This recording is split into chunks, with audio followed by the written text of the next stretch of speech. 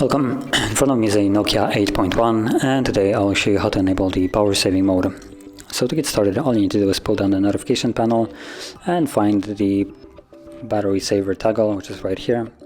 Tap on it, turn on, and as you can see it turns everything dark. That is so the battery can, so the device doesn't need to use as much energy to light it up.